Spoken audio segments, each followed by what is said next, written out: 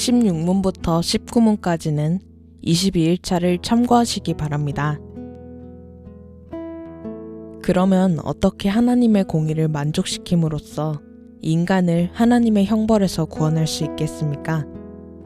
공의를 만족시킨다는 것은 죄값을 충분하게 갚는다는 것을 의미하는 것이므로 먼저 하나님께 범한 죄값이 얼마나 되는지를 알아야 할 필요가 있습니다. 여러분 생각에 하나님께 범한 죄값은 얼마나 될 것이라고 생각하십니까? 이 질문에 대한 답은 인간이 죄를 범한 대상이 하나님이시라는 것에서 찾아집니다.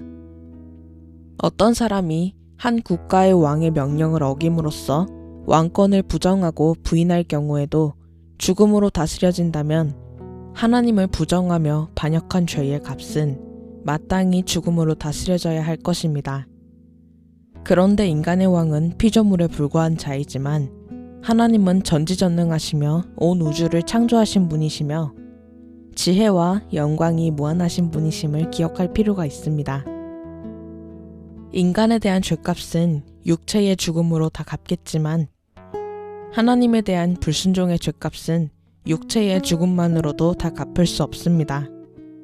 유한한 인간으로서 무한한 죄값을 다 갚을 수는 없는 것입니다.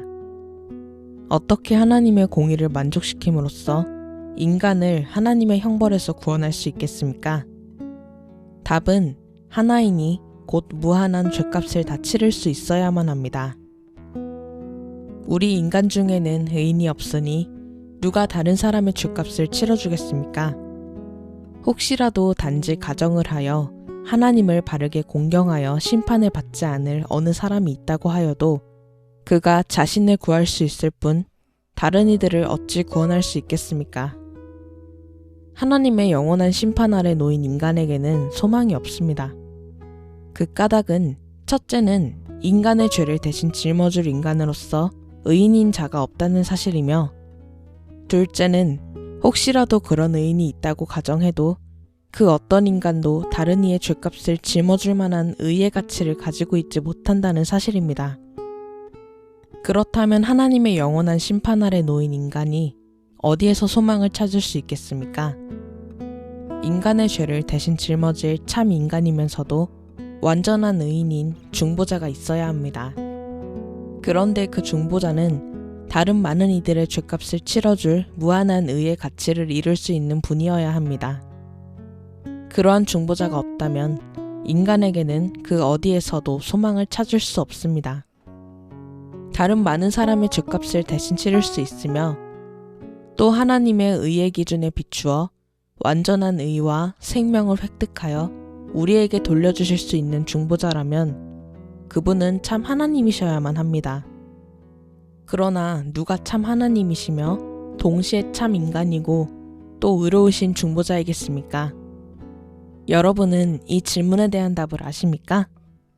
이 질문에 대한 답변에서 기독교의 진리의 핵심이 나타납니다. 우리에게는 소망이 있습니다. 왜냐하면 예수 그리스도께서 바로 그 중보자이시기 때문입니다. 우리 주 예수 그리스도께서는 참 하나님이시며 또한 참 인간이십니다.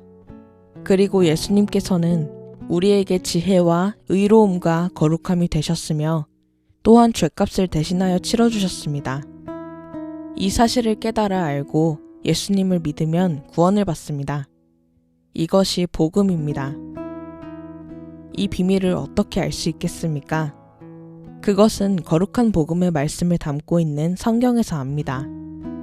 성경은 신약과 구약 전 66권이 예수 그리스도의 신비와 그가 우리의 구원을 위하여 행하신 모든 일들, 그리고 앞으로 행하실 일들에 대해서 교훈하고 있습니다.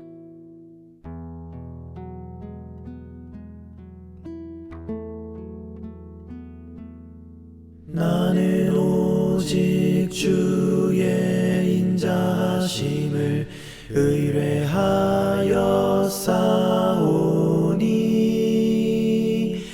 내 마음은 주의 구원을 기다리나이다.